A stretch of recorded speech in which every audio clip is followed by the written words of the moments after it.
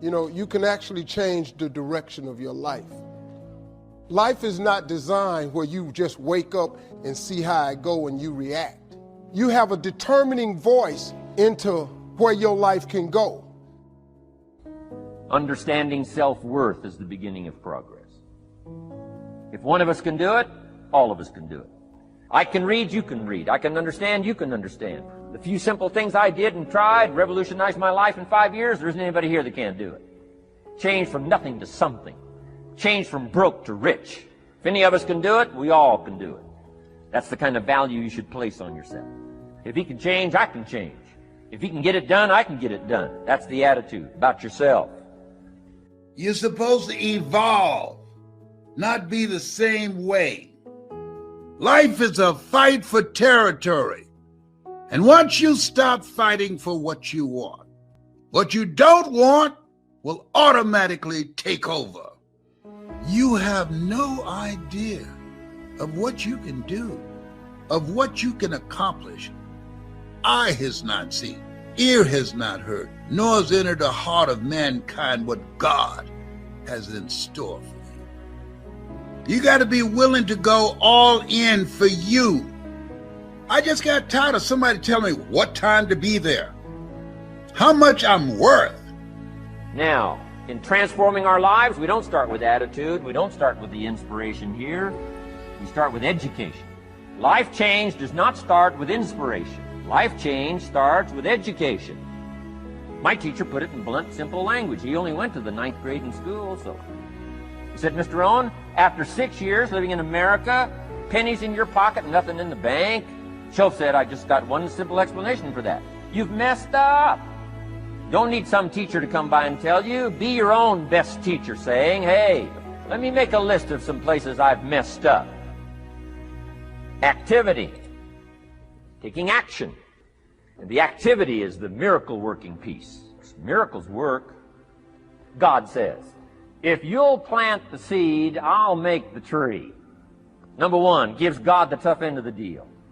God says, I got the miracle going, I got the seasons going, I'm God, but the way I've arranged it, I just need somebody to plant the seed.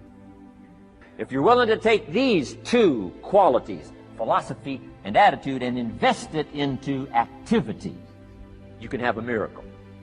The only thing that performs a miracle of increase called equity is called putting wisdom and attitude into discipline, into labor. Let me give you the best of ancient script. Here's what it says. Whatever your hands find to do, do it with all your might and do it with all your power. What a good philosophy. If you're not willing to work, nothing works. You could be given the best opportunity in the world, and if you're not willing to work, nothing works. I remember I went to see a friend of mine, and he had this big, beautiful home. His brother asked him, said, man, he said, how did you get something like this? And the older brother said, by a lot of hard work. And the younger brother said, I'm not willing to do that. And see, a lot of people don't want to do what they have to do. You know what they don't want to do? They don't want to work, so they prefer to suffer. I'm not willing to do that. Wherever you find yourself, that's where you made a decision to be. Based upon how much work are you willing to put in. One of the things that you don't want to do is become comfortable with where you are when you know in your heart of hearts you can have more and there's a life for you beyond survival. We're here to work, commit thy works. This is no place to stand still. This is an incredible opening here. During the challenging times in your life, if you keep it moving, you'll get out faster. There are new levels in front of us, but much of it depends on how bad we want it. God is not going to do everything for us. We have to do our part. You can pray, God, help me to feel better. I don't have any energy. God, I'm always so tired. Are you eating right? Are you getting enough sleep? Are you living stressed and worried? If you'll roll away the stone, then God will do what you're asking. Do you want to get well bad enough to not drink 43 colas a day and sleep 3 hours a night? When He sees you doing all you can, then He'll make things happen that you can't. You have seeds of greatness. You're destined to leave your mark. You were created to stand out in the crowd, to be a cut above. Now do your part and distinguish yourself. Yes, it takes discipline. Yes, you have to say no to carnal desires, but the pain of discipline is less than the pain of regret. It's hard to break away from a friend that's pulling you down, but that pain is less than not reaching your dreams. You don't have to wonder. You can start right now. It is not too late to become who God's created you to be.